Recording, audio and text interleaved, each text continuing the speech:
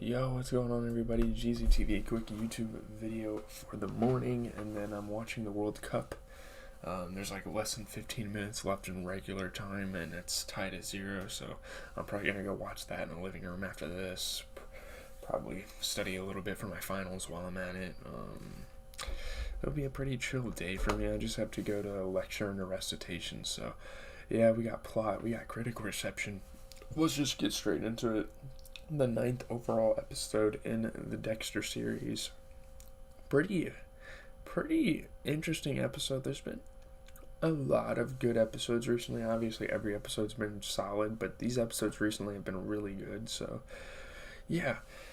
Dexter learns that Joe Driscoll, which is a hard name to say, his biological father, who he assumed has been long dead, has only recently died and left all of his belongings to Dexter, including his house in Dade City. Now, the secret his dad, or Harry, probably wanted to tell him all along was that his parents were actually still alive at the time he was a child.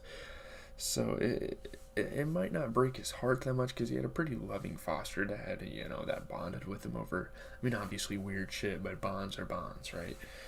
But yeah. He left all of his belongings in a will. He wanted to give them to Dexter, probably as like a sorry for leaving you behind type of thing. Which it didn't really affect Dexter. I think he lived well with his other family. Maybe it helped him with become a serial killer. I don't know, but Dexter travels to the house with Rita. She figures she'd go with him for the weekend and kind of have like a romantic time, bond together. Spend some time together. Later, Deborah and Rudy, who unbeknownst to her is the ice truck killer, which we learned in the previous episode, which it's insane that guy's the ice truck killer and Deborah's like dating him. They arrive to assist Dexter in cleaning out the house. They're like, look, man, we want to help, Dexter suspects Driscoll was murdered. Not due to he didn't think his father died naturally. He thinks he was murdered. And possibly by the ice truck killer, who the ice truck killer is Rudy. So, and we're gonna figure out in the end, based on like this plot twist they gave us, that Rudy did indeed kill his dad. Like, he subliminally, indirectly says that he was the dad. It's fucking crazy. Flashbacks to Dexter's childhood show his questioning his adoptive father Harry about his real parents, learning that Driscoll had donated some of his blood to the young Dexter for surgery. So he saved his life. So his father was definitely helped him out a few times, but obviously he wasn't in his life. So helping him out, donating blood to him is not really enough to cover for not giving him father time. Irma, Driscoll's elderly neighbor, recognizes Rudy as a cable repairman who happened to be Driscoll's last visitor before he died. So obviously the implications of that are yep, he's the cable repairman, meaning he poses as a cable repairman to kill people. Oh man, I feel bad for the elderly woman.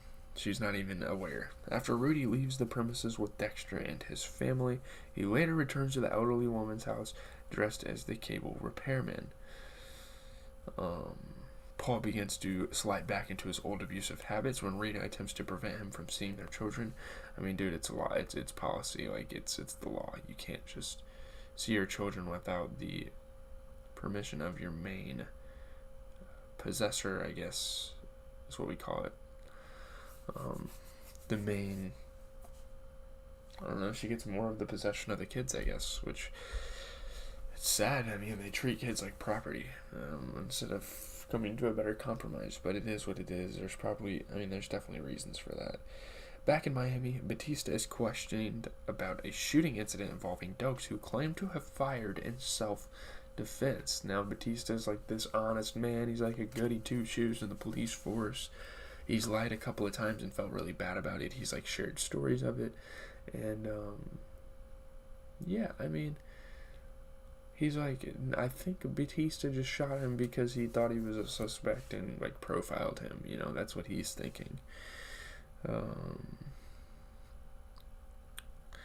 Dexter's analysis of the blood splatter evidence suggests that the suspect was not shot from where Dokes says he had shot him, and that he's like lying about where he shot the guy. Dokes is like, "Are you lying?" And Dexter is like thinking in his head, like, "Yeah, dude, you couldn't have blood splatter shooting from the angle you shot at."